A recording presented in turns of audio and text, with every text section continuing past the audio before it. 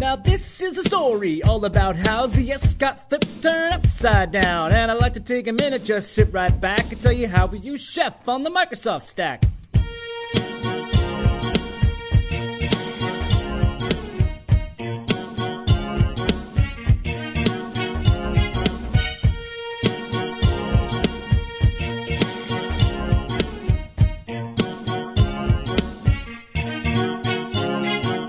Evanston, Illinois, born and raised on-prem, ZS spent most of their days. Sales and marketing gave clients the tools. Used data-driven strategies, take rivals to school. When making service by hand got to be no good, started making trouble in the neighborhood. Made one config error and the boss got scared, said higher 10th magnitude, put Chef in there. Made end-to-end provision process for VMs, PowerShell and Chef and Azure ran on-prem. Provision, install, test in one click. Chef's got recipes with one set of scripts. We set up CI workflow for Chef Dev. Test code deploys when ready to rev. Is this what Dev on Azure is like? With Chef this might be alright. I increased velocity for changes to apps and I yelled at those errors. Yo, I'll smell you later. I checked my cloud servers, I was finally sure to sit on my throne as the Chef Prince of Azure.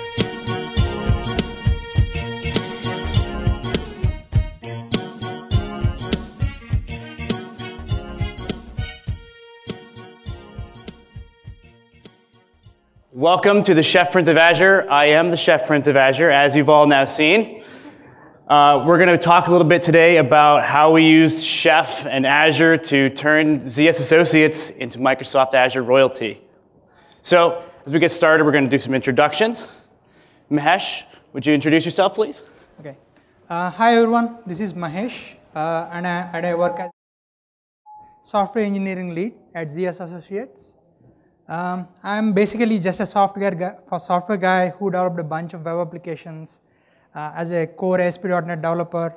Then I transitioned on to SaaS operations at ZS, and then currently I transitioned into dev operations, where on a day-to-day basis I currently work on architecting, building, and maintaining our infrastructure, both on Azure and vSphere. Thank you.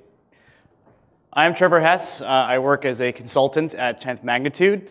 I also co-host the Arrested DevOps podcast, if anybody out there is a listener.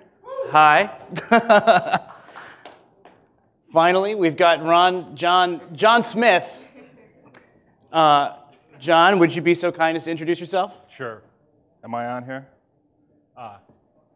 Can you hear me? I'm on. Grandpa. So I'm John Smith. I'm also a consultant at 10th Magnitude. The picture obviously is not me, but it's kind of accurate representation of who I am. I told Shannon that she wasn't allowed to use my likeness anymore. There's a terrible picture of me on the website. It looks nothing like me because I'm smiling. So she came up with this, and it is accurate because I've been called the DevOps Ron Swanson before. I'm a little old-fashioned and set in my ways, but to be fair, I've been doing this for a long time, and I've been building real solutions with computers since Trevor and his dubstepping hipster friends were building things with Tinker Toys, which actually there might be Tinker Toys in the office. There's certainly now Nerf guns and action-themed Barbie dolls around Trevor's desk. So yeah, that's me, the old man yelling at the cloud. It's true though. I don't tweet. I'm not on Twitter. I don't really want to be followed, and I reject any technology that allows the Kardashians to communicate with the outside world. I'm not on Facebook. I remember the days when friend was only a noun and not a verb, and meant somebody who would give you a kidney, not somebody who will accept an invite to see pictures of your kid's birthday party. But some things that are new are good. Chef is one of those things. Chef was worth changing for. And we're going to talk about Chef today. And I like Chef, though, not because it's new and cool, but because it's a tool. It's a good tool for accomplishing work, for getting real things done. Thanks, John. And if anybody wants to get in touch with the rest of us, we do have the Twitters. I'm bad at it, but I do it occasionally. But without further ado, let's get started here with the actual content that everybody wants to hear about. So, John, you want to talk a little bit about what was going on at ZS? Sure. Well, so what we're going to talk about today is kind of a case study of some work that we did with ZS Associates. We brought Chef into their infrastructure. And we're going to talk today about the technical change, but also some changes in approach that really made the project successful, and kind of the interrelation of the technical, cultural, and business aspects that kind of brought them from a traditional infrastructure to infrastructure as code approach. Mahesh, could you give everybody some background about ZS? Sure. Some of you guys already might know, particularly if you are from pharma domain, is that ZS is a global leader in sales and marketing consultancy. But one of the pivotal factors is that we use software to solve our client problems via our SaaS offerings, like software as a service offerings. And we are on like both Azure and vSphere at this point. Our infrastructure relies on both of those environments, and then we are a Microsoft shop. Thank you. We're from, as I said before, John and I are from 10th Magnitude. We're a consulting company that works with Azure at Chef. That's probably all you guys want to hear about it right now. If you want to learn more, come see us at our booth.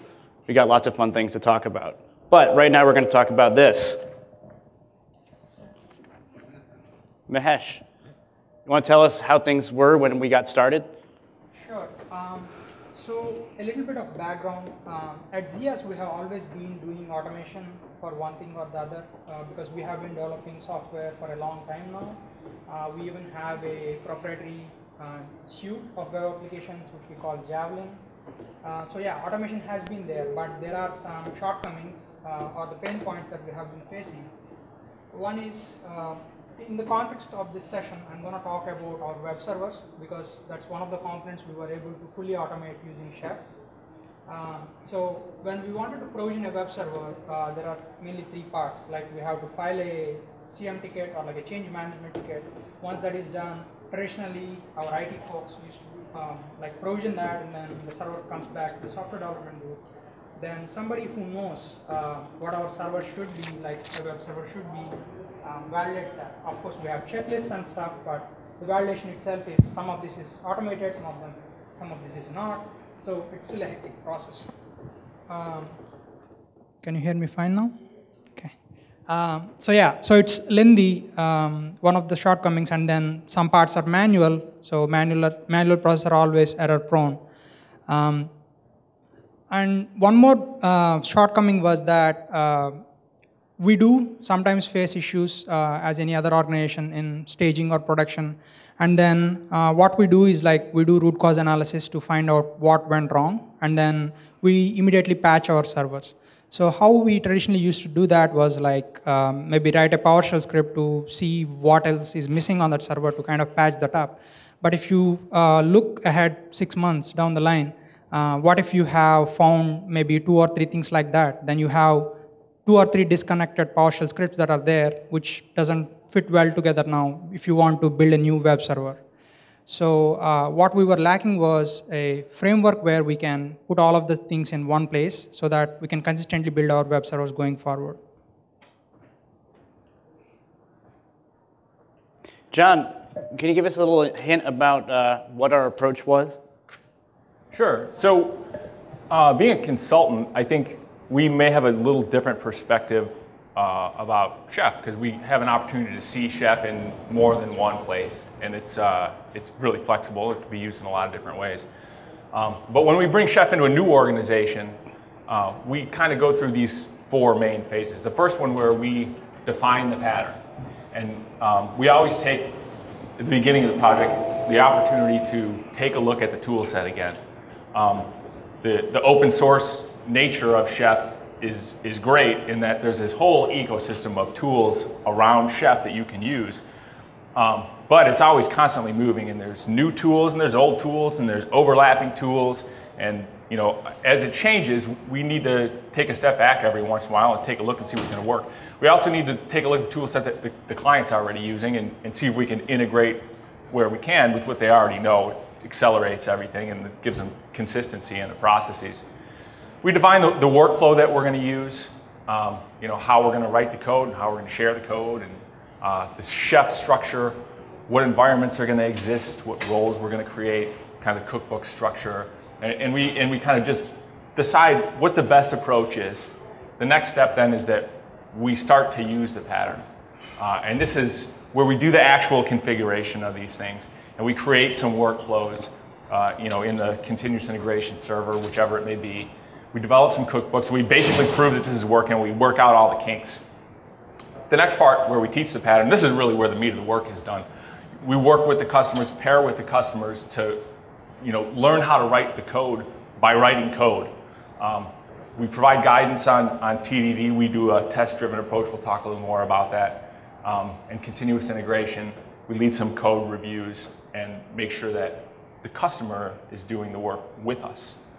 Because the last part here, the observe the pattern, this again is kind of unique. As consultants, we know we're going to leave at some point, but Chef is going to stay.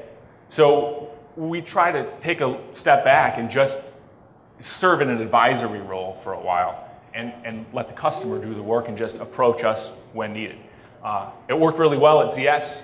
A big part of the success at ZS is the fact that they're so involved from the beginning of the project. So John, you said you're going to mention about test-driven development and CI/CD. Want to talk about that now? Sure, yeah. So we always do a test-driven approach where, red, green refactor, we first start with the tests. We write a failing test. Once that's done, we write the code that makes that test pass, implement it in Chef, essentially, and then refactor it and kind of optimize the code from there. It's consistently worked for us. You get good test coverage, you get good quality code, and it's worked in everywhere that we've used it. We also set up continuous delivery, which we're going to go into more depth on here.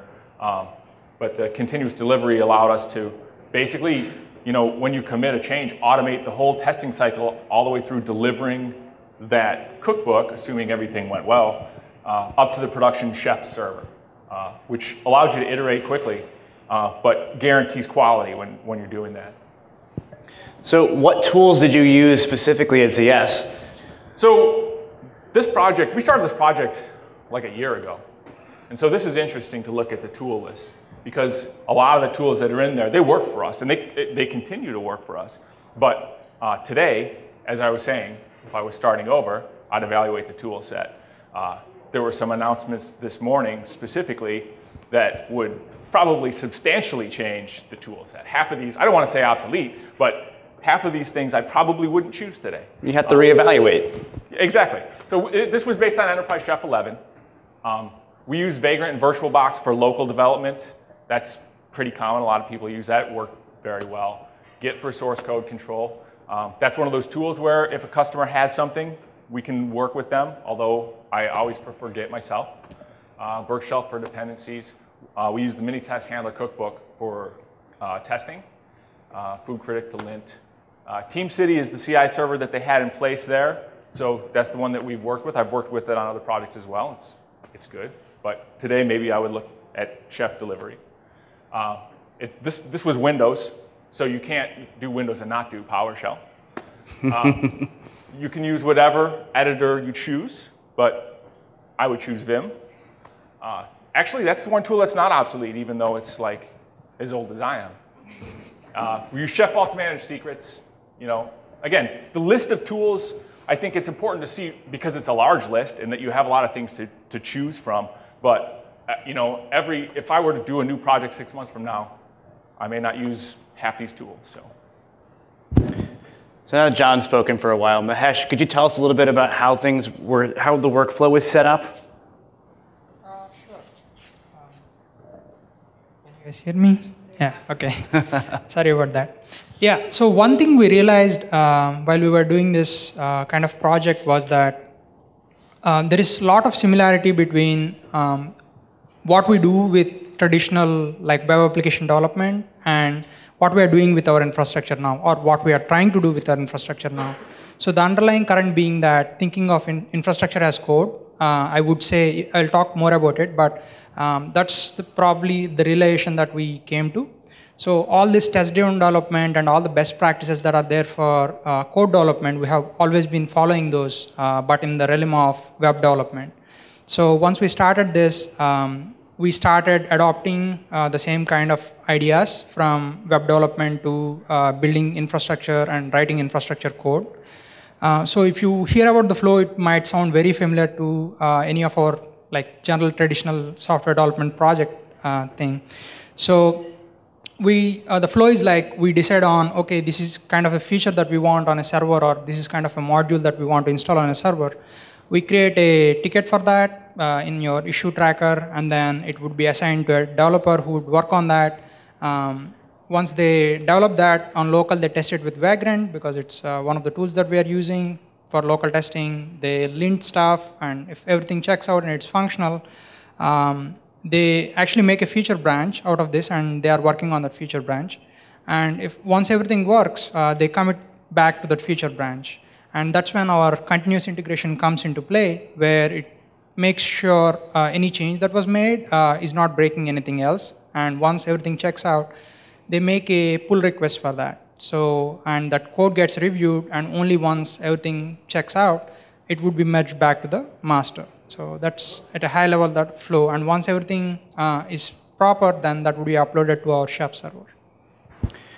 So you guys put together a beautiful diagram to kind of explain your continuous integration process. Can you walk us through that? Yeah, sure. So again, the bar in the middle there is TeamCity. So TeamCity is the server that's kind of linking all of these pieces together. So you can see over there on the left-hand side that the developer would kind of iterate locally with Vagrant and VirtualBox and mini-test, write the test, write the code, write the test, write the code.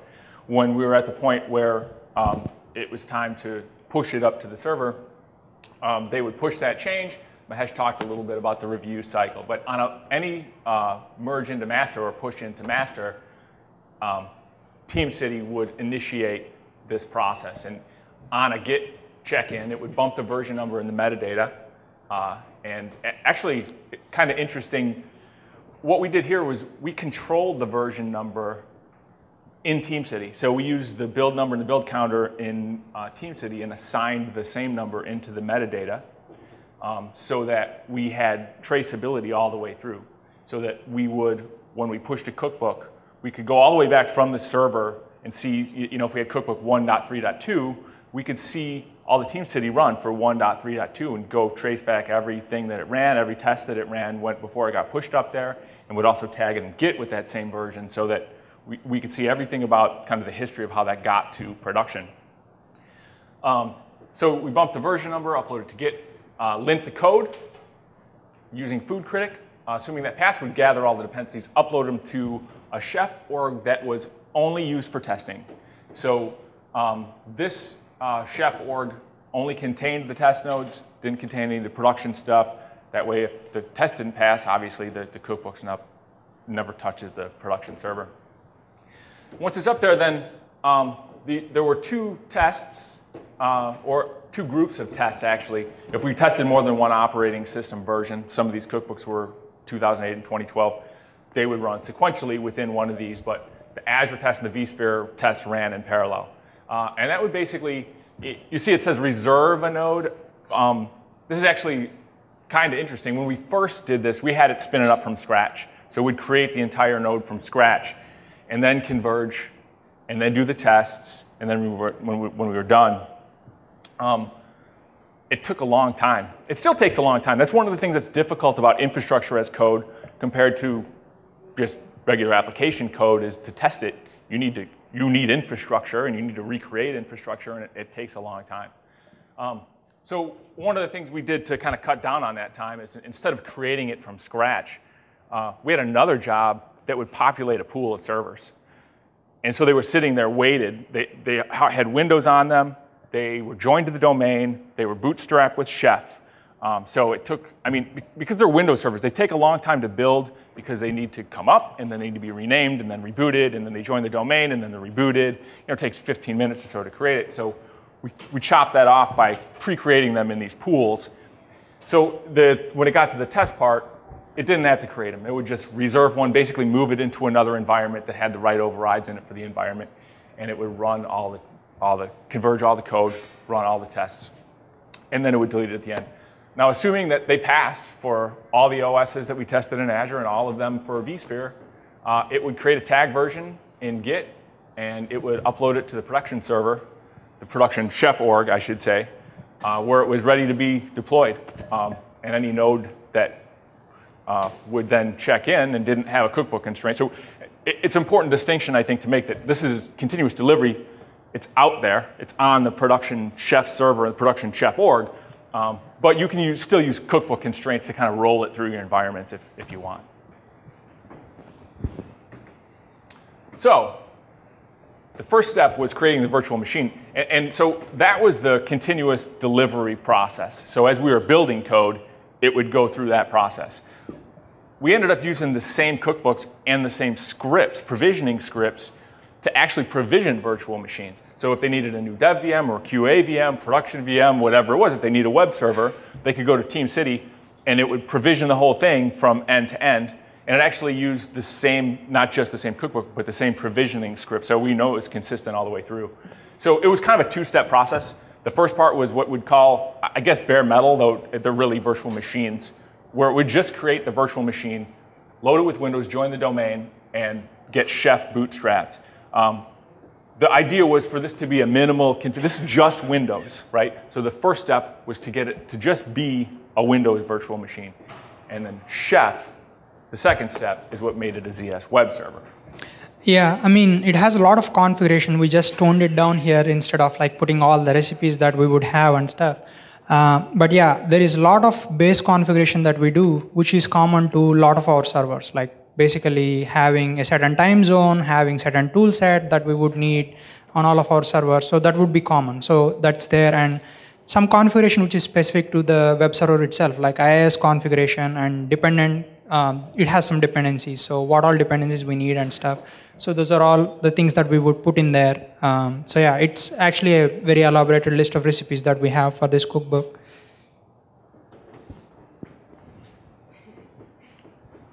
So Mahesh, can you talk a little bit about how things changed for ZS once we helped you guys through this process? Yeah, sure. So again, I would talk about three things, like how it changed technically from a business perspective and from a cultural perspective. I alluded to before that the main change is that we are thinking infrastructure as code now. So that's the biggest thing that I would say. From a technical perspective, obviously, before I mentioned that IT used to provision the servers for us, and then we do the validation, etc., etc. Now we do it ourselves, the building as well as validation, and it's automated too. So because as we mentioned before, we use TeamCity. So we created a build in there, and we just click the build, and then we get the web server now. So it's much faster. So it used to take somewhere a few days before for getting servers. Now it's just a matter of hour to a couple of hours. So that's pretty good. And then apart from this, there is very less that we do manually now from the provisioning perspective. So that's also good. Even before we had documentation, though, so it reduces some errors, but then documentation is always a liability to some extent, right? Like because it gets out of date very quickly, and you might have a bunch of more checklists, so you have to keep them updated and stuff. The good thing with Chef is that you have it code as documentation, which we prefer on the other side of things, like in our web development as well. So that's pretty good. And most of all, the main advantage that we get is it's like having everything unified at one place, because previously we have been doing MS build script, PowerShell scripts, batch files, etc., but we didn't have a unified framework where we could put everything in one place. So that's one of the things that Chef provides, so which is good from a technical perspective. And from a cultural perspective, as I mentioned, it's mostly thinking in terms of like infrastructure as more like how we do our other projects, like coding projects or web application development. That's what I would say from a like a thinking perspective that changed. And from a business perspective, I would say since we're automating this and it's reducing the time that it takes to provision servers, it would accelerate the pace at which we can provision our servers, particularly because we are on Azure and vSphere. And we are in the process of actually transitioning or moving all of our stuff onto Azure. So we might have to build a lot of environments and have to test them. So it has to be, I mean, the less time it takes, it's better for us to like provision more and try more scenarios before we are comfortable with it, etc. So that helps in that regard. So, and TDD and stuff we have been doing in web development, which we also transition here, which is also a good thing. So yeah, from a business perspective, it also frees up a lot of like time from different folks. Before we were involving a lot of folks from different teams like IT and then somebody from software development, etc., to provision one server. So it also frees up a lot of folks and it's automated. So that's good. Yeah, and that, I think that the kind of platform agnostic nature of Chef, the fact that you can use the same set of stuff for vSphere and Azure gives you that kind of agility, and that technical agility can drive the business agility. You can move at your pace now because you can build them in either place and you can build them quickly. So John, earlier you mentioned how I need to not face you because I'll overload the entire sound system. Yeah, I have that effect. Earlier you talked about introducing code reviews and how valuable that was. Can you go a little bit more in depth about? Yeah. So Mahesh talked a little about the workflow and how built into the workflow was code review. That you'd get a case assigned in Jira, you create a feature branch and a person, you'd assign a reviewer so that before the code got merged, somebody reviewed the code. But what we found out pretty early was that nobody knew what to look for, right? Chef was new to the organization, and so a lot of the standards we hadn't really talked about yet, and a lot of the best practices hadn't been talked about. So we kind of took a step back and just had it old-fashioned, everybody in the same room, an hour a week code review, and it was awesome. The first one, it was an hour long. We didn't get through even a quarter of what we had intended to, but we started establishing standards, attribute naming standards and sharing patterns. It also greatly accelerated their understanding of how to use Chef. At ZS, they already were familiar with writing code, and they scripted a lot of things, especially PowerShell. And when they started writing Chef, PowerShell was a crutch, and a lot of the recipes were the PowerShell script resource with a whole bunch of PowerShell. And this was kind of an opportunity to explain there's native Chef resources, and this is why you may want to use these instead, right? The PowerShell script resource is not idempotent, whereas if you use the native resources, they are.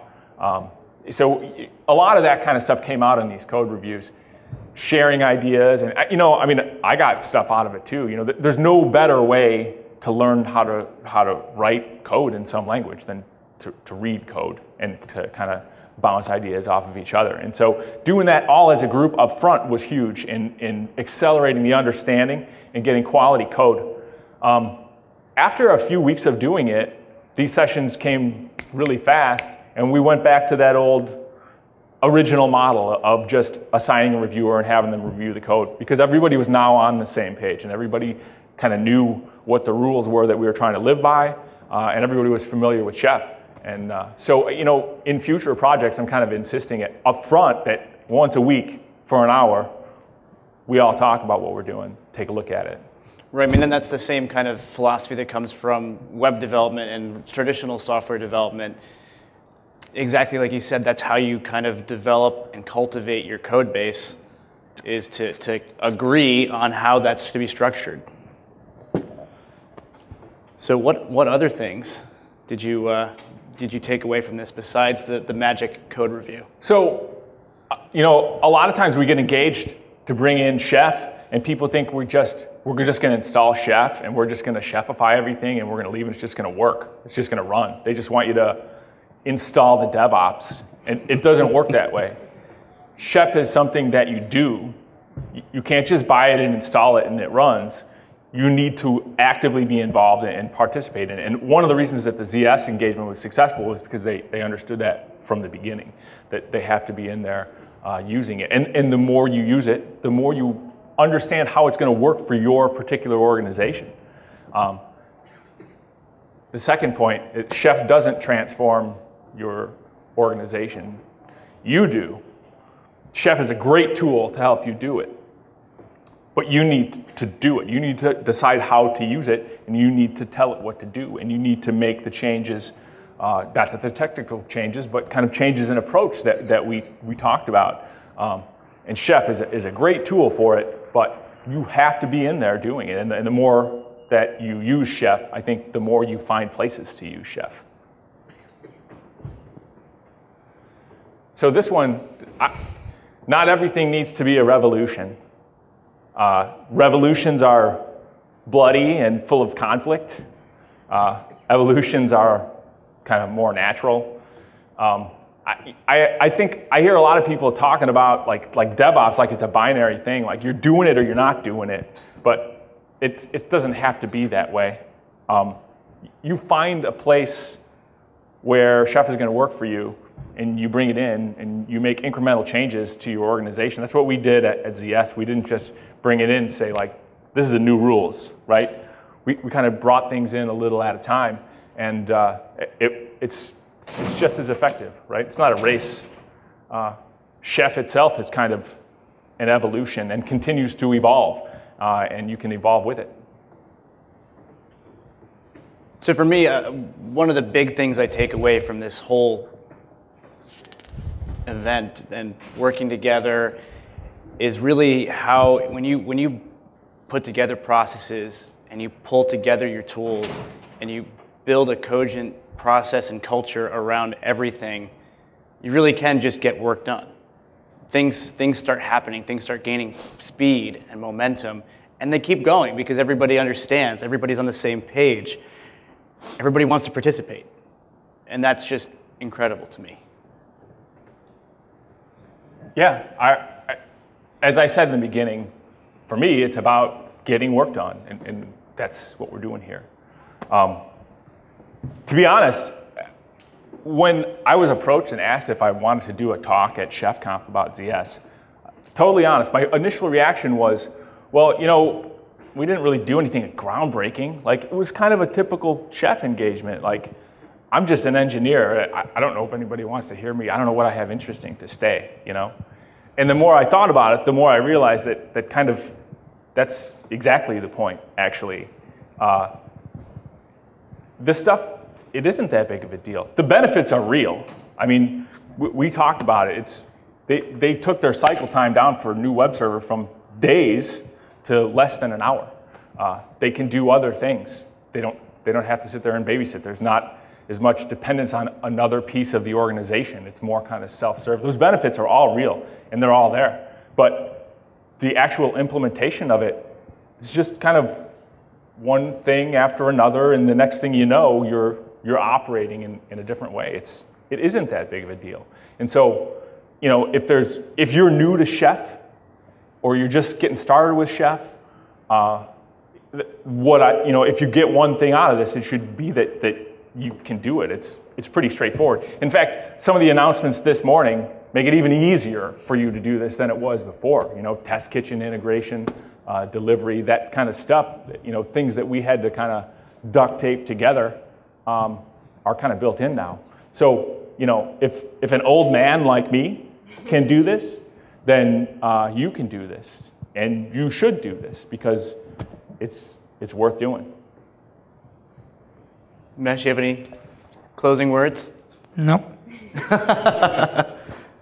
Well, thank you, everybody. As I said, I'm Trevor Hess from 10th Magnitude. This is John Smith from 10th Magnitude.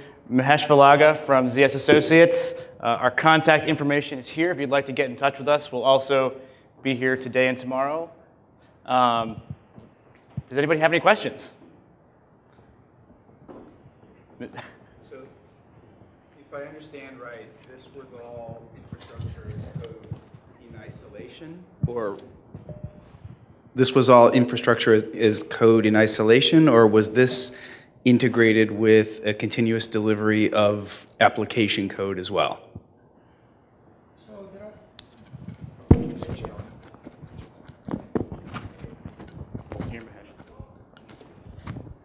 Can you hear me? Okay, this is better. I think Thank you. So the question is whether this is isolated to just infrastructure or if our applications are also part of it, right? So this specific project we started as specifically for infrastructure because we also have other tooling around our application. So homegrown tools for like deployment process and stuff. So we have been using that, but to specifically answer this question, this is related to just the infrastructure part of the code to start with. We don't know how it would evolve in the future, whether maybe we'll extend it to the applications part, but as of now, it's not. Any other questions out there? It's very hard to see. Down in front. Well, the microphone is in transit. Yeah, I got it. Hey, so web servers, I got it. That's good. Are you planning to continue with the rest of your infrastructure, like middleware, the databases? I mean, what's the overall plan? Yeah, the databases is the most complicated part probably, but for sure, we are going to invest more in Chef in terms of automating more pieces of our infrastructure with Chef cookbooks. So it's already work in progress, but I wanted to specifically mention web servers because it's one of the pieces which we completed automating. So I wanted to bring that up. But yes, we are working on other cookbooks as well. Yeah, and additionally, just to kind of tack on there, so there are base recipes that are reusable already, right? This kind of standard Windows image is kind of there. So it's just the SQL part of SQL and the application server part of the application servers. But I also don't want to minimize what like a web server means, because it's not like it was like one web server and one web farm. They have like, I don't know, 6, 8 different clusters of different web servers that each host dozens of sites on them. And so, it was quite a bit of configuration just the web servers. Okay, unfortunately we're out of time. But if the speakers could stick around for another couple of minutes after at the back, you Absolutely. could. Awesome. Well, thanks again, guys. Thanks, guys. Thank you very much.